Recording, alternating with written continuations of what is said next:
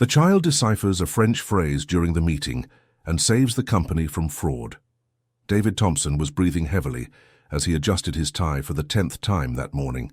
His eyes nervously scanned the documents spread across the office's mahogany desk, each page representing years of work that could be lost in a matter of hours.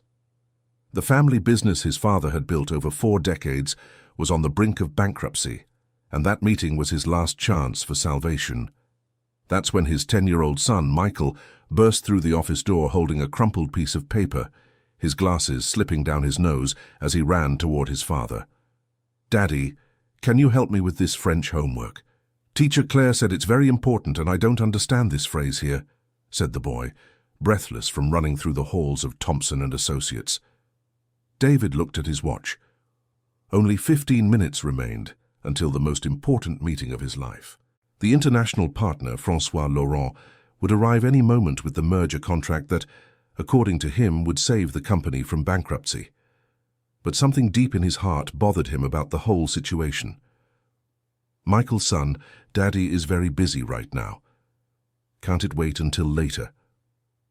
David tried to be gentle, but the tension was evident in his voice. "But Daddy, the teacher said that when we don't understand French properly, it can mean very different things than we think," insisted the boy, pushing his glasses up. Before David could respond, the door opened and his father, Richard Thompson, entered the office. At 68 years old, the family patriarch still maintained the elegant posture of someone who had dedicated his entire life to business. But his hands trembled slightly, and the wrinkles around his eyes seemed deeper every day. "Good morning, my grandson," said Richard, giving a tired smile upon seeing Michael. "David, François Laurent just arrived. He's waiting in the conference room with that lawyer of his." David felt his stomach tighten. Dr. Stephen Miller, the lawyer who had been with the family for over 20 years, had reviewed the contract and assured that everything was in order. Still, a strange feeling had been bothering him since François had appeared with that seemingly perfect proposal. "Grandpa, do you understand French?" Michael asked suddenly, showing his homework to Richard. The older man smiled and took the paper from his grandson's hands. During his youth, he had studied languages, hoping to expand the business internationally, a dream that never fully materialized. "A little, my dear. What do you need to know?" "It's this phrase here," Michael pointed to a specific line. "Teacher Claire said it means partially transfer, but I think that's wrong." Richard adjusted his glasses and examined the text. Something in his expression changed subtly, a shadow of concern crossing his face. "Where did you see a phrase like this, Michael?" "In French class. The teacher was explaining about old contracts she used to translate in her job before becoming a teacher. She said this expression means transfer completely, not partially." The silence that followed was interrupted only by the sound of the secretary knocking on the door. "Mr. David, sorry to interrupt, but Mr. François is asking if you can start the meeting." David looked at his father, who still held Michael's paper with a thoughtful expression. Something wasn't right, but they didn't have time to figure out what. "Let's go, Dad. We can't keep François waiting. Michael, you stay here and play, okay?" "Can I come with you? I promise I'll be quiet," asked the boy, his eyes shining with curiosity. "No, son, it's an adult meeting about boring company matters." "Please, Daddy. I want to learn about business too. Grandpa always tells me stories about how the company started." Richard put his hand on his grandson's shoulder, a protective gesture David knew well. "Let the boy come, David. Maybe it's good for him to see how these things work. Besides," he hesitated for a moment, "it might be interesting to have young eyes watching everything." David didn't fully understand what his father meant, but he agreed.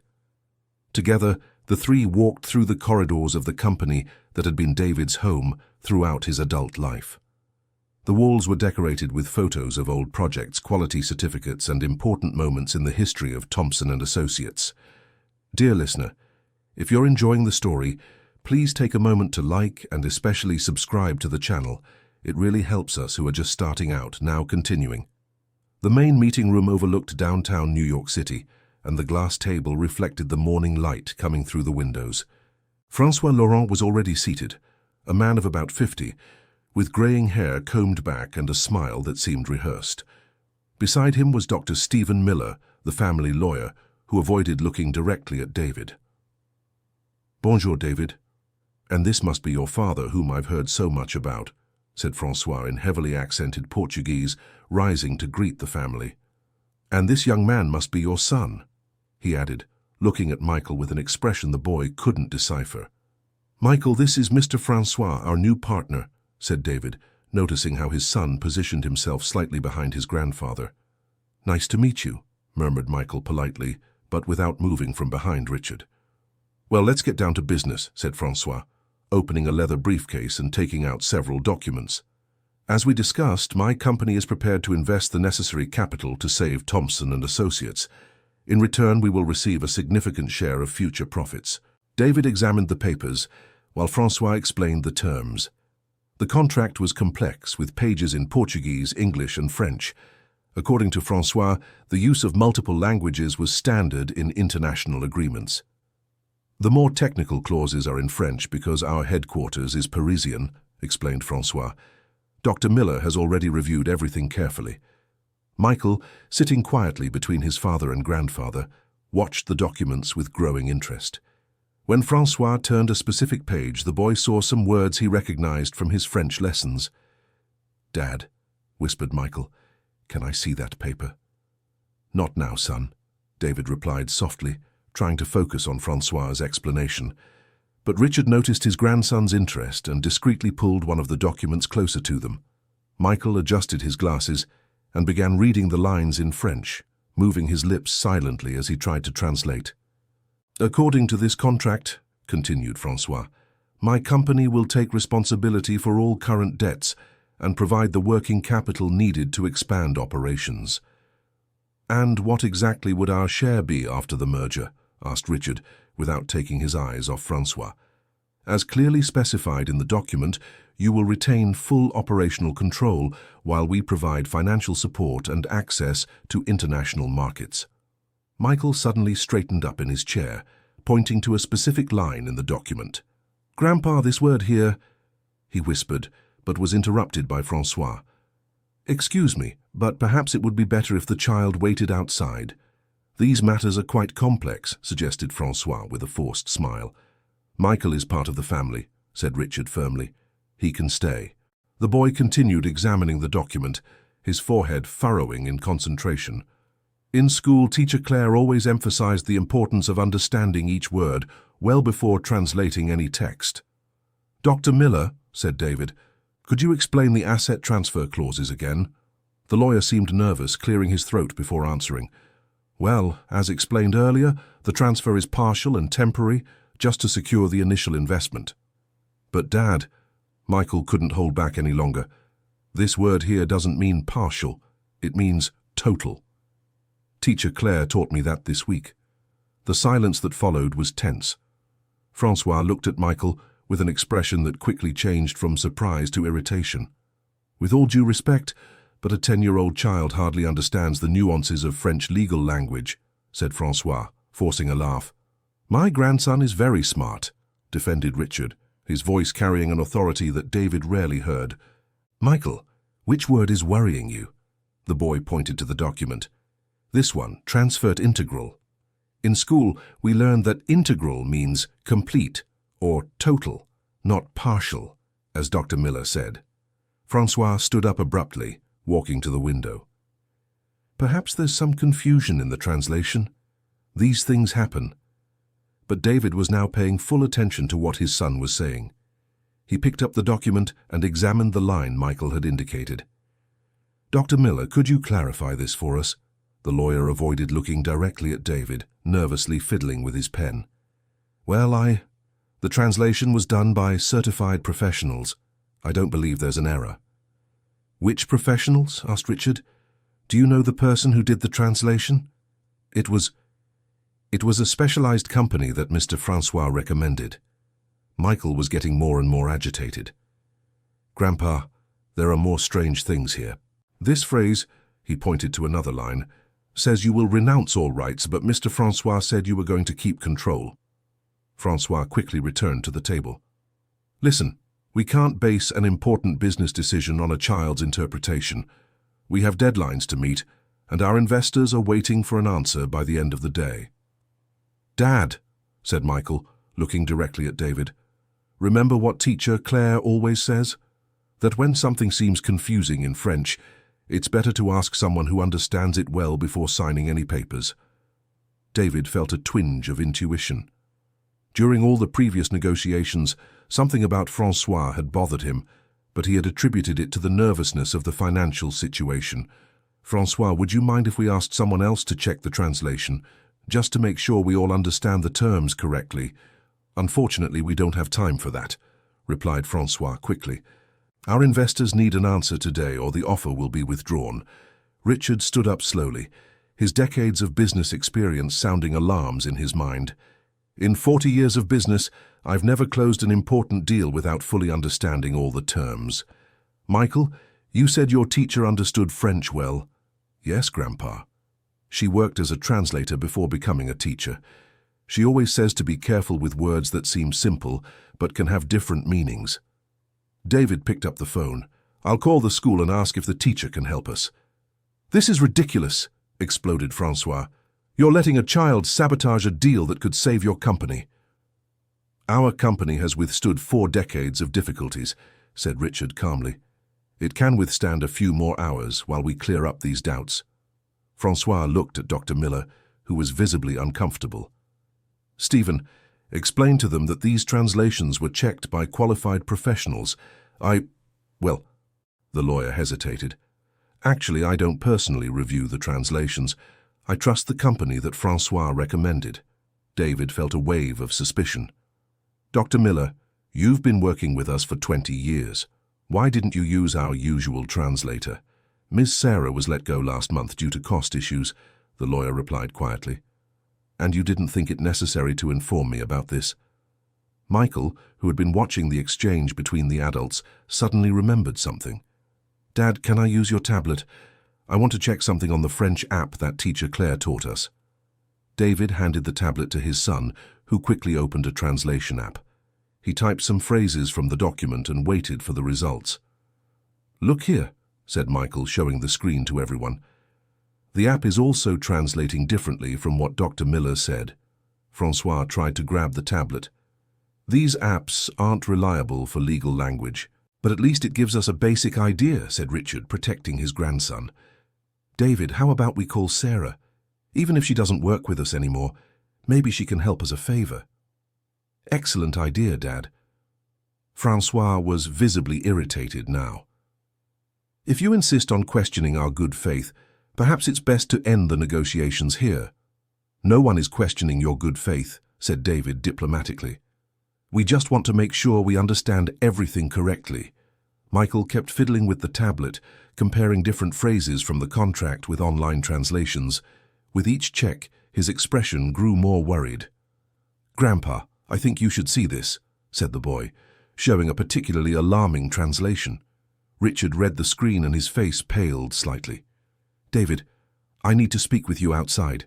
Now. Dad, we can't leave our guests. Now, David. Richard's tone brooked no argument. David stood up, confused. Francois, Doctor. Miller, can you give us a few minutes? We'll be right back. Father, son, and grandson left the room, leaving Francois and the lawyer alone. In the hallway, Richard grabbed David by the arm. David, this boy may have saved our company. Dad, what are you talking about? According to the translations Michael found, this contract isn't a merger. It's a complete acquisition. If we sign this, Francois gets everything. The company, the properties, the patents, everything. David felt as if the floor had disappeared beneath his feet. That can't be right.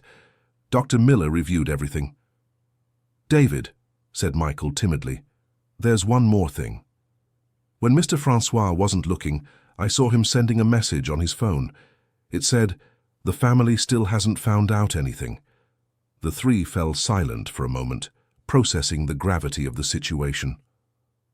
We need to call Sarah immediately, said Richard, and maybe we should consider involving another lawyer. But Dad, if we cancel this deal, the company will go bankrupt. We have no other options. I'd rather go bankrupt with dignity than be robbed, Richard replied firmly. Michael tugged on his father's pants. "Dad, what if we pretend we didn't find out anything and try to learn more about what Mr. Francois really wants?" David looked at his son with admiration. At 10 years old, Michael was showing impressive maturity. "What are you suggesting, champ?"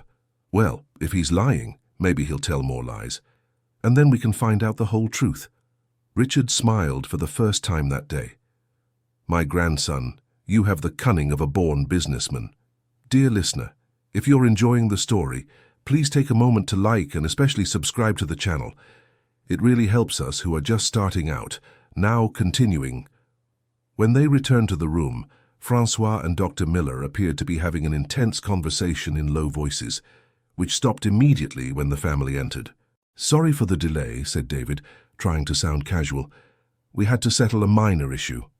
Of course," replied Francois, but David noticed tension in his voice. "So, can we proceed with the signing?"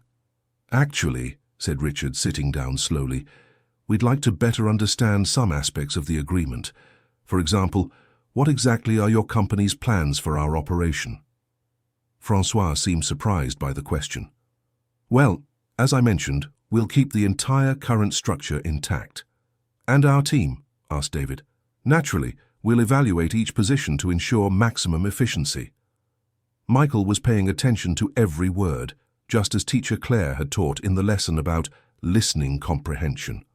"Mr. Francois," the boy said innocently, "do you have children?" "No. Why do you ask?" "Just curious. It's just that my dad always says family businesses are meant to be passed from father to son. Don't you have a family to leave the business to?" Francois hesitated for a moment. "Well, my company has partners and investors." "Oh," said Michael, pretending to understand. "And will they also work here at our company?" "Some representatives will come to supervise the transition." Richard exchanged a meaningful look with David. The word supervise had a very different tone from support, which Francois had used earlier. "And how long would this transition last?" asked David. "Oh, these things take time, perhaps 1 or 2 years to fully implement our methodologies." "Our methodologies?" repeated Richard. "I thought you were going to keep our way of working." Francois realized his slip. "Obviously, we'll combine the best of both companies." Michael was growing increasingly confident. "Mr. Francois, have you have you partnered with other American companies before?" "A few, yes." "And do they still exist?" Michael's innocent question brought an uncomfortable silence. Francois looked at Dr. Miller, who avoided his gaze. "Businesses evolve, son. Some transform into other things." "What do you mean, other thing?" asked David, his suspicion growing. "Well, sometimes it's more efficient to consolidate operations, eliminate redundancies." "Eliminate redundancies," repeated Richard slowly. "Would that include employees?" "Modern business requires maximum efficiency." David was starting to see a pattern in Francois's evasive answers. "Francois, could you be more specific about what happened to these other partner companies?" "Look, we didn't come here to discuss past operations. What matters is your future." Michael suddenly remembered something he had seen on the tablet earlier. "Dad, can I show you something I found?" "Of course, son." Michael opened the tablet and navigated to a page he had left open. "When I was checking the French, I found Mr. Francois's company name. Look here." He showed the screen to everyone. It was a news article in English about an American company that had been acquired by a French firm 2 years earlier. The article mentioned mass layoffs and subsequent closure of the operation. "This is interesting," said Richard, reading over his grandson's shoulder. Francois tried to grab the tablet. "These online news sources aren't always accurate." "But it says here that your company bought Brown Metallurgical Company and shut down operations in 6 months, said David, reading directly from the screen. "That was a completely different situation." "And here's another one," said Michael, scrolling down the page. "Johnson Construction. It also closed after you bought it." Francois was visibly agitated now.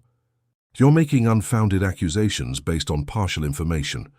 "We're not making accusations," said Richard calmly, "just trying to understand your company's business pattern." Dr. Miller finally spoke. "Perhaps we should focus on the current contract instead of speculating about past situations." "Dr. Miller," said David, Were you aware of these other acquisitions when you recommended we accept this proposal? The lawyer fell silent, confirming the family's growing suspicions. Michael, who had continued fiddling with the tablet, suddenly looked up with an expression of surprise. "Grandpa, there's a news story here about Dr. Miller." "Michael!" David tried to interrupt his son, but Richard gestured for him to continue. "What does it say, my grandson?" "It says he had financial problems and almost lost his office last year." The silence in the room was deafening. Dr. Miller was pale as paper. "How? A child? Where did you find this?" asked the lawyer with a trembling voice. "It's here on the court's website. Teacher Claire taught us to research public information for a school project." Francois stood up abruptly. "Enough. You're clearly not interested in serious business. I withdraw my offer." "Wait," said David. "We're not rejecting your offer. We just want to better understand the terms. The terms are clear. Accept or reject." Richard stood up too, all his decades of experience warning him of danger. "Francois, if your business is legitimate, why the rush? Why can't you wait a few days for a proper contract review?" "Because our investors have strict timelines." Michael, who had been quiet for a few minutes, suddenly spoke. "Mr. Francois, can I ask one more question?" Francois looked at the boy with poorly concealed irritation. "What is it now?" "Why were you saying the family still hasn't discovered anything on the phone?" Francois's expression instantly changed from irritation to total shock. You must have misunderstood." "No, I read it on your phone screen when you left it on the table. It was in French, but I understood." David felt a mixture of pride and terror. His 10-year-old son had exposed a conspiracy that could have destroyed everything the family had built. "Francois," said David, his voice now firm and controlled, "I think this meeting is over." "You're making a terrible mistake," said Francois, quickly gathering his documents. "Without this deal, you'll lose everything anyway." "Perhaps," said Richard, "but at least we'll lose by our own decisions, not by being deceived." Francois hurried out of the room, followed by Dr. Miller, who avoided looking at the family. When they were alone, the three sat in silence for a few moments, processing what had happened. "Michael," said David finally, "you just saved our company." "But Dad, now you have no way to pay the debts." David hugged his son. "Son, there are many ways to solve financial problems, too, but if we had signed that contract, there would be no going back." Richard put his hand on his grandson's shoulder. "Michael, you learned today that knowledge and courage are the best tools anyone can have.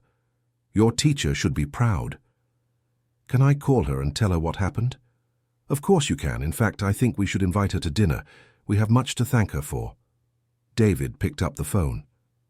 "First, I'll call Sarah and ask her to review this contract completely. I want to document everything Francois tried to do." "And then?" asked Michael. "Then we'll find a real solution to our problems. An honest solution." Richard smiled. "You know, David, maybe this crisis is exactly what we needed to discover what really matters." "What do you mean, Dad?" "For 40 years, I worried so much about making the company grow that sometimes I forgot why I started all this. It was to create something I could pass on to my family. Something of real value." Michael was listening attentively. "And today," continued Richard, "my 10-year-old grandson reminded me that real value isn't in contracts or money. It's in integrity, trust, and the courage to do the right thing." David Thompson felt tears in his eyes. "Dad, I'm sorry it came to this. If I had been more careful with the finances..." "David, crises happen. What matters is how we handle them. And today I discovered our family has resources far more valuable than I imagined." "Can I help the company even though I'm a kid?" asked Michael. "You've already helped more than you know," said David. "In fact, I'm thinking of a way for you to be more involved in the business." "How so?" "Well, you showed today that you have a special ability to ask the right questions and notice important details. What if we created a program where you help us review important documents? Of course, in a way that's appropriate for your age." Michael's eyes shone with enthusiasm. "Really? I can actually help?" "More than that," said Richard. "You can help us make sure we never go through a situation like this again." David was beginning to see a light at the end of the tunnel. You know, Dad, maybe this is the perfect time to completely rethink our business model. Instead of seeking rapid growth through questionable partnerships, what if we focus on consolidating our base and growing organically? That would mean growing more slowly, observed Richard, but growing sustainably while keeping our values. Michael had an idea. What if you offered French classes for the employees? Teacher Claire always says companies need people who understand languages. David and Richard exchanged surprised looks.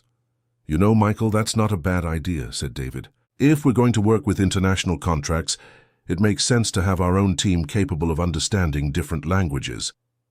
And that way you'll never have to rely only on other people's translations again, added Michael. For the rest of the afternoon, the three stayed in the office planning a new strategy for the company. Sarah arrived 2 hours later and confirmed all suspicions about the fraudulent contract. She also brought unexpected news. David, while analyzing the contract, I contacted a business association that had approached me last month. They represent a group of American investors who are interested in supporting family businesses in difficulty. What kind of support? Asked David cautiously. Low-interest loans and partnerships that respect the independence of the family business. Completely different from what Francois was offering. Richard leaned forward. And what would the process be? They require total financial transparency and a solid recovery plan. But their main criterion is the family's integrity and the company's value to the local community. Michael was paying attention to every word. Are they going to try to steal our company too? Sarah smiled. No, Michael. These are investors who believe in the value of American family businesses. In fact, one of their conditions is that the family maintains full control of operations. David felt a wave of hope. When can we talk to them?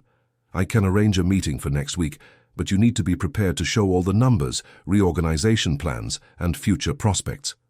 We'll be ready, said David with renewed confidence. In the following days, the family worked tirelessly preparing a complete presentation of the company's financial situation and a detailed recovery plan. Michael participated actively, asking questions that often revealed aspects the adults had overlooked. Teacher Claire visited the company several times, helping review all documents in foreign languages. She was impressed by Michael's maturity and intelligence, but not surprised. Michael has always been my most curious student, she told David. He asks questions that go beyond the obvious. It's a rare quality. We'd like to formalize your help, said David. How about we offer French lessons for our employees, with you as the instructor? It would be an honor, Claire replied. In fact, I know other teachers who could teach Spanish and Italian too. The idea evolved quickly. Within a week, Thompson and Associates had created an internal language program that would not only equip the team to handle international contracts, but also boost employee confidence and appreciation. When the day of the meeting with the American investors arrived, Michael insisted on participating. Daddy, I want to be there. I promise I'll stay quiet, but I think I can help if someone says something strange. David and Richard agreed. Recent experience had shown that Michael's unique perspective was a valuable asset. The meeting took place at the company itself, in the same room where they had almost lost everything to Francois, but this time the atmosphere was completely different. The three investors, Mrs. Elizabeth Wilson, Mr. Robert Davis, and Mr. William Jackson, arrived punctually. They were older individuals with the dignity that comes from decades of experience in ethical business. It's a pleasure to meet the Thompson family, said Mrs. Elizabeth. We've heard a lot about you through Sarah and some of our contacts in the industry. The pleasure is ours, Richard replied. We'd like to introduce our grandson, Michael. He has been an important part of our team recently. Michael greeted each investor politely, observing their expressions and body language as he had learned to do. David began the presentation by explaining the company's history, current difficulties, and the recovery plan. At each point, the investors asked thoughtful and constructive questions. One thing that stands out to us, said Mr. Robert, is how you handled the attempted fraud last week. That demonstrates exactly the kind of integrity we look for in our partners. Actually, said David, it was Michael who uncovered the fraud. Without him, we would have lost everything. The three investors looked at Michael with renewed interest. "How so, young man?" asked Mrs. Elizabeth. Michael calmly explained how he had noticed the inconsistencies in the French translation and how that had led to the discovery of the conspiracy. "Impressive," said Mr. William. "At 10 years old you already show more attention to detail than many experienced executives." "My French teacher always says we should pay attention to everything, especially when something seems confusing," Michael replied. "Wise teacher," commented Mrs. Elizabeth. "And will she continue working with you?" David explained the language program they had implemented. "Excellent initiative," said Mr. Robert. "That demonstrates long-term strategic thinking." The meeting lasted 3 hours, and at the end the investors withdrew to deliberate privately. They returned after 30 minutes with smiles on their faces. "We're pleased to offer our support to Thompson & Associates," announced Mrs. Elizabeth, "not just for the financial potential, but for the demonstration of strong family values and innovative thinking." David felt as if a huge weight had been lifted from his shoulders. What would be the next steps? "Our lawyer will prepare a transparent contract in English with all terms clearly explained," said Mr. William, "and we insist that you have adequate time to review everything with your own legal team." "And will Michael also review it?" asked Mr. Robert with a wink to the boy. "If you don't mind," Michael said seriously, "I'd like to check if there's nothing strange in the French." Everyone laughed, but it was a warm and respectful laugh. Dear listener, if you're enjoying the story, take a moment to like and especially subscribe to the channel. It really helps us who are just starting out now continuing. In the weeks that followed, the transformation at Thompson & Associates was remarkable. With the financial support of the new partners, the company managed not only to pay off its debts, but also to invest in structural improvements and team expansion. The language program became a great success. Claire came 3 times a week to teach French, and soon other teachers joined offering courses in Spanish, Italian, and even advanced English. The employees were more motivated and confident, and the company began attracting new clients interested in working with a multicultural team. Michael became a regular presence at the office after school. Richard created a small space for him, with a child-sized desk where he could do homework and occasionally help review important documents. "Grandpa," Michael said one day, "can I suggest something?" "Of course, my grandson. What do you have in mind?"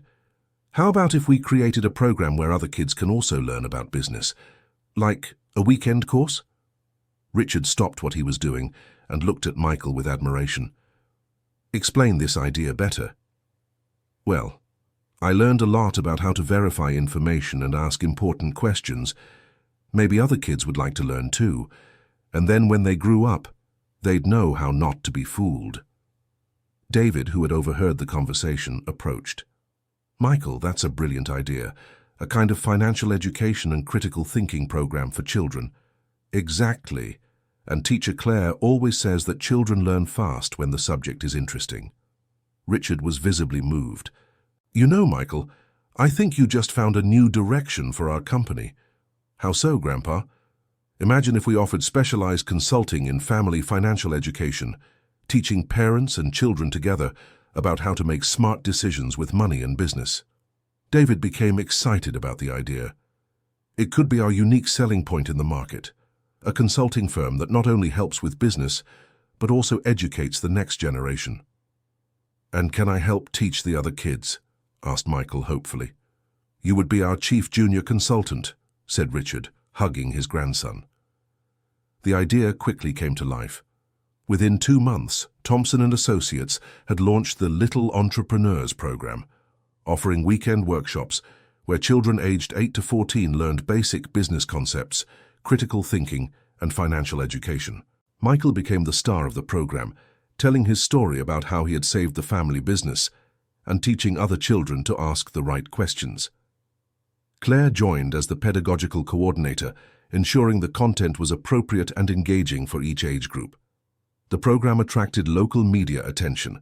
A story in the city newspaper highlighted how a 10-year-old boy had prevented corporate fraud and how that experience had led to an innovative new business model. "It's not often we see a family business reinvent itself in this way," commented the journalist during the interview. "How did the idea to include early childhood education in your business strategy come about?" "The idea came naturally," replied David.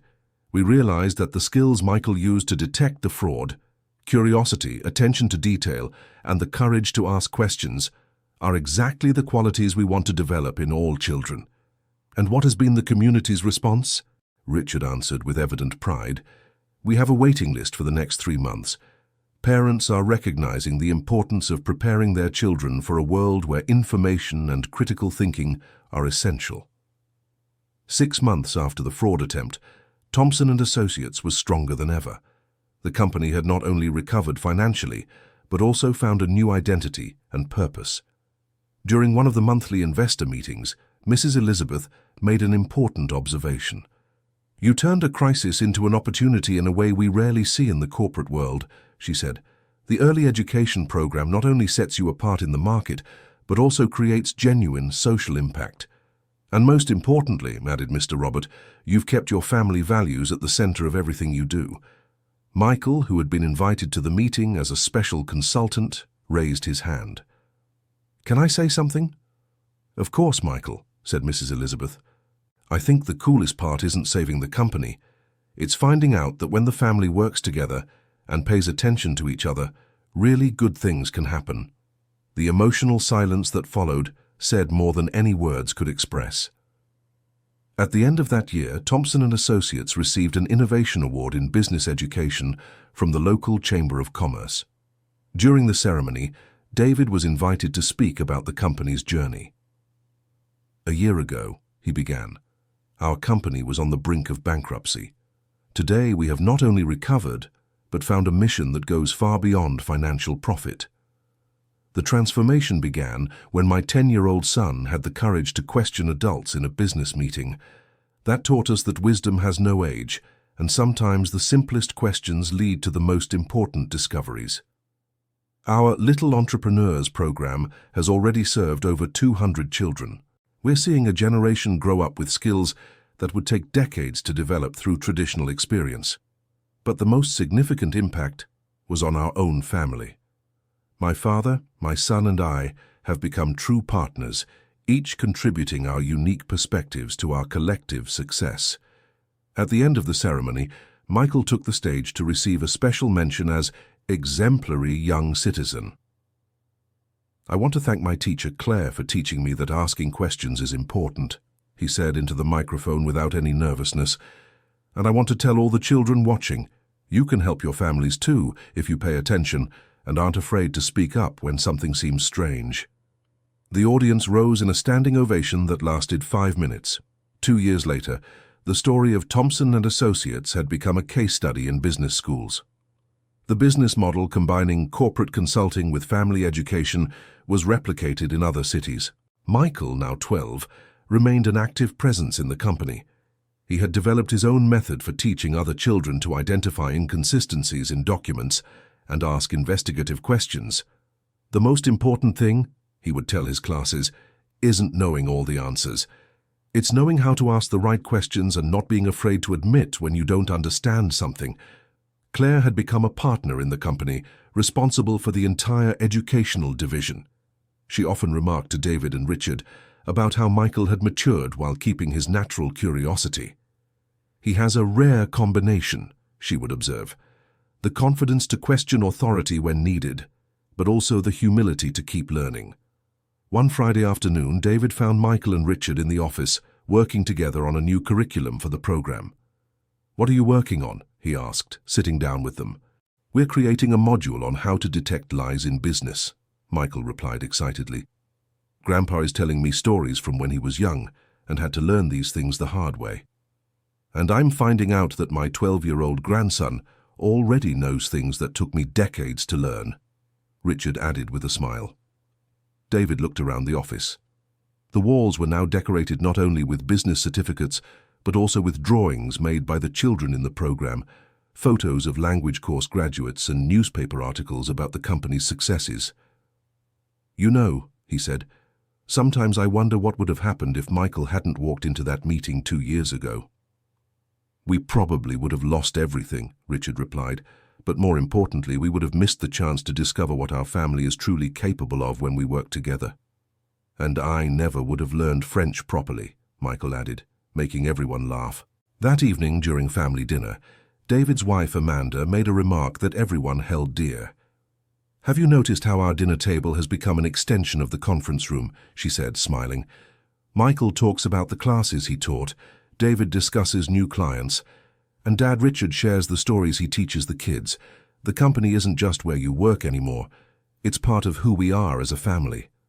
"That's true," David agreed. "And the best part is that it hasn't cut into our family time. In fact, it's brought us closer." Michael looked at the adults around the table. "You know what I think is the coolest thing about all this?" "What's that, champ?" David asked. "That when I grow up and have kids, I'll be able to tell them the story of how our family saved the company and became an example for other families. And they'll want to do cool things too." Amanda discreetly wiped a tear from the corner of her eye. "Michael, you're already doing cool things.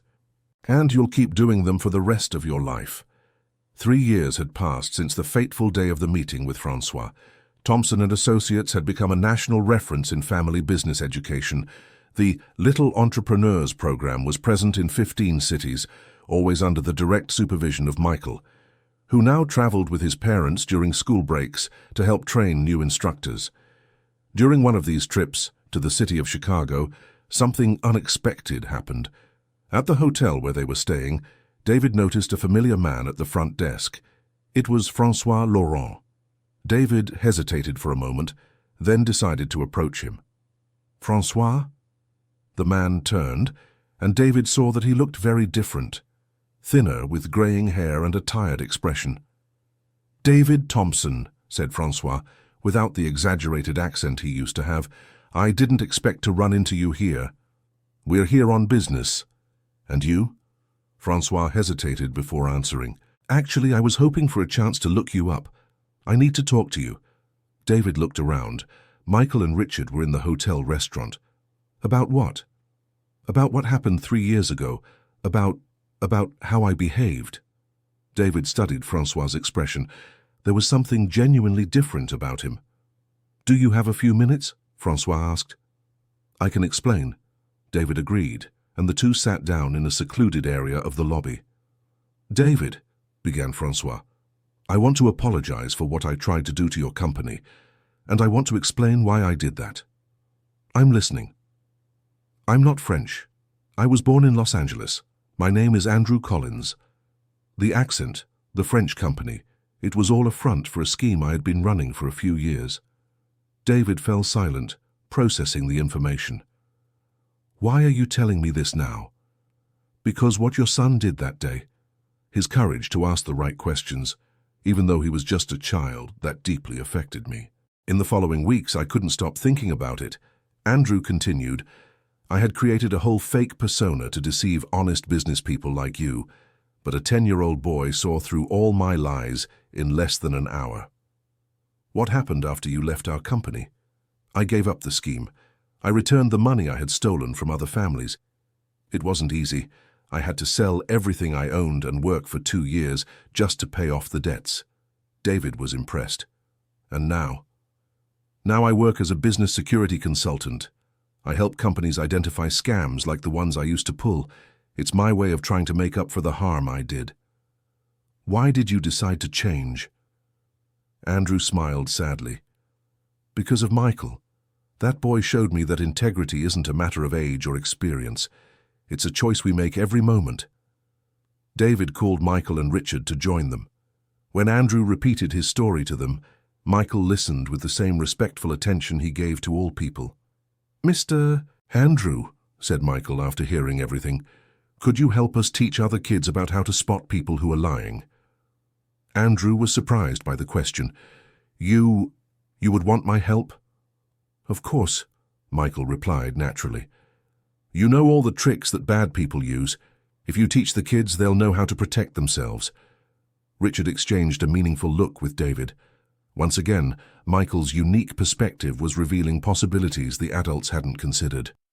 "Andrew," said Richard, "if you're truly interested in making up for your past mistakes, perhaps we could work together." "How so?" "We're always looking for experts for our educational program. A reformed former con artist would be a valuable resource for teaching about fraud prevention." Andrew was moved. You would trust me after what I tried to do." "People can change," said David. "And Michael has good instincts about people. If he thinks you can help, I trust his judgment." 6 months later, Andrew had become one of the most popular instructors in the Little Entrepreneurs program. His lecture on how con artists think was always packed, and he had helped several families avoid fraudulent schemes. "It's ironic," he commented to David after one of these lectures. "I spent years trying to deceive people, and now my job is to help them not be deceived." "And you're very good at it," David replied. "The kids love your stories. They ask questions that make me think about aspects I'd never considered, especially Michael." Speaking of Michael, the boy had developed a special friendship with Andrew. He often stayed after class to talk about human psychology and motivations behind dishonest behavior. "Mr. Andrew," Michael asked during one of these conversations, "what made you realize you were doing something wrong?" "Honestly, Michael, it was when you asked me about my family during that meeting. It made me think about what kind of example I was setting. But you didn't have children." "No, but I realized that if I did, I'd want them to be like you. Brave, honest, and capable of asking the tough questions." Michael stayed silent for a moment. "You know, Mr. Andrew, I think anyone can be good if they want to. They just have to choose to do the right thing even when it's hard." "You're right," said Andrew, "and that's why I enjoy working with you all. This company, this family, chooses to do the right thing every day."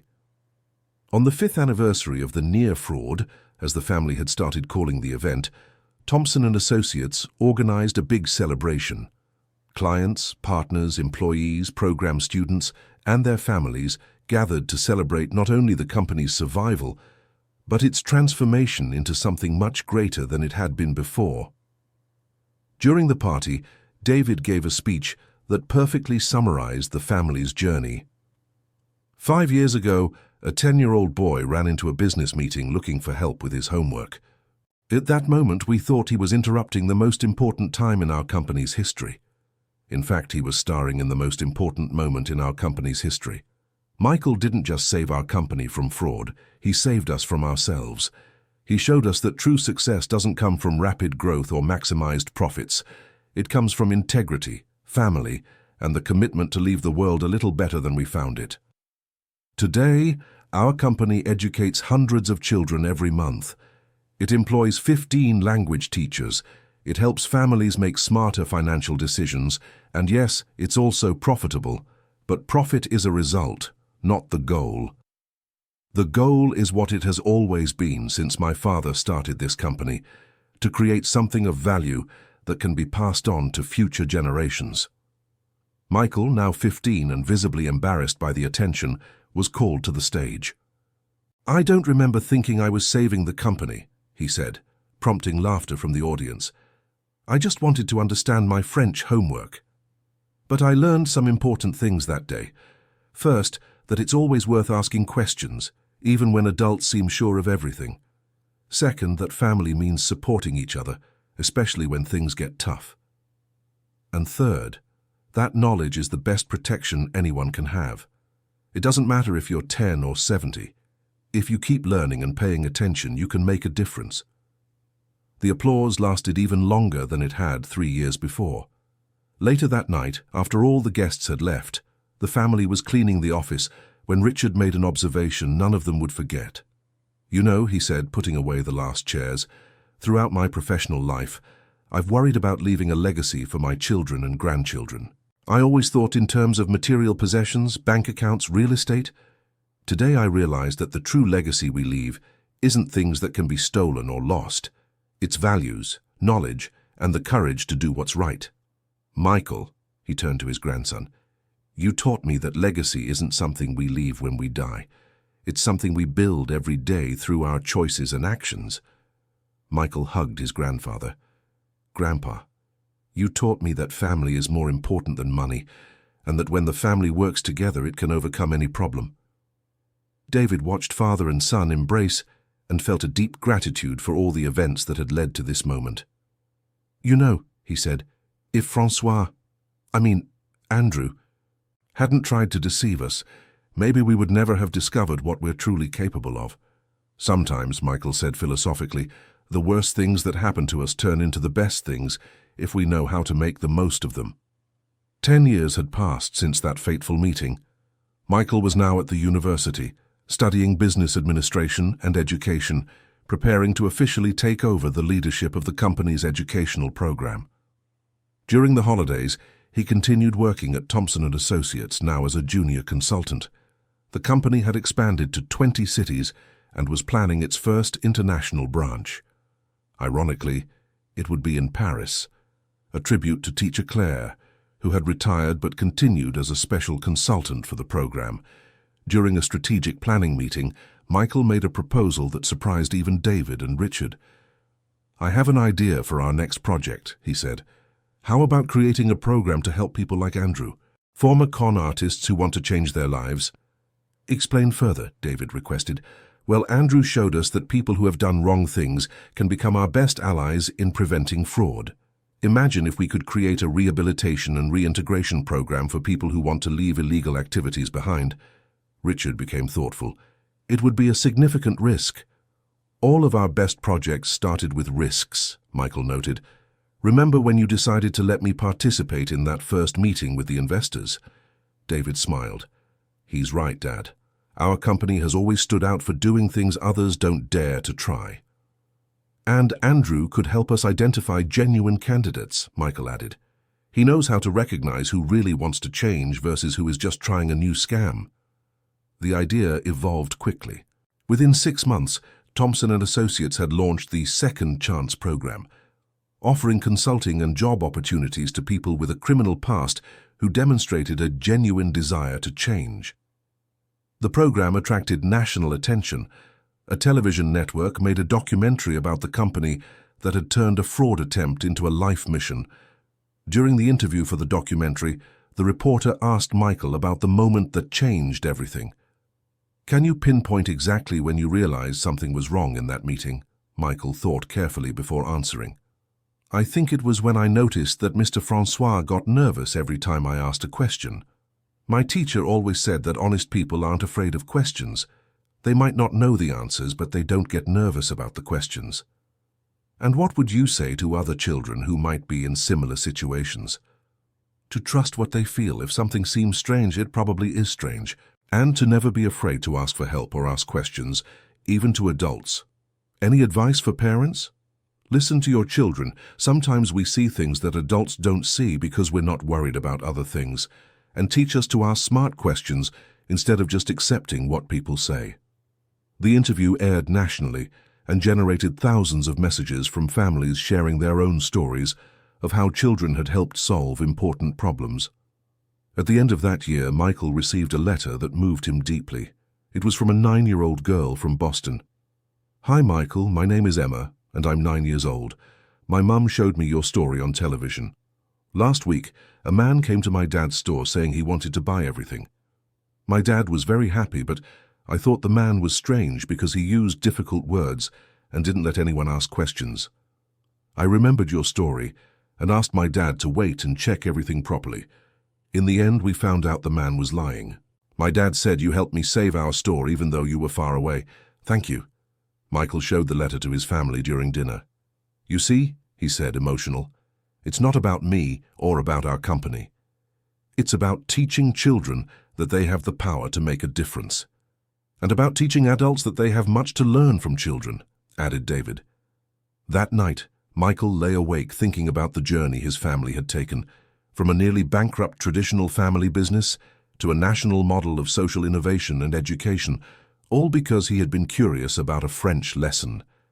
15 years after the meeting that changed everything, Michael was preparing to get married. His fiancée, Jennifer, was an educator he had met during a conference on children's financial education.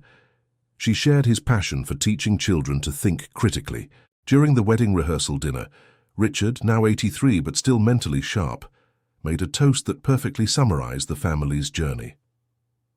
15 years ago, he said, raising his glass, my grandson ran into my office with a French lesson. At that moment, I was only worried about saving our company. Today, I understand that Michael wasn't seeking help with homework. He was teaching me the most important lesson of my life, that wisdom comes from curiosity, strength comes from family, and true success comes from using our talents to help others. Michael, you transformed our small family business into something that impacts thousands of lives every year. But more importantly, you taught us that every moment is an opportunity to make the right choice. Jennifer, welcome to our family. You're marrying a man who learned very young that the most important questions are often the simplest. And to everyone here, remember that you're never too young to make a difference, nor too old to learn something new. The toast was followed by warm applause and many emotional tears. Later, Jennifer asked Michael, "Have you ever regretted asking those questions at that meeting?" Michael smiled. "Never. In fact, it was the best timing mistake of my life. If I had waited to ask for help with the French lesson, it might have been too late." "And what do you want to teach our future children about all this?" "That family means being there for each other, especially in difficult times. That asking questions is always better than pretending we know the answers, and that small actions taken with courage can have enormous consequences. And the most important thing, that knowledge is power, but shared knowledge is transformation." End of story.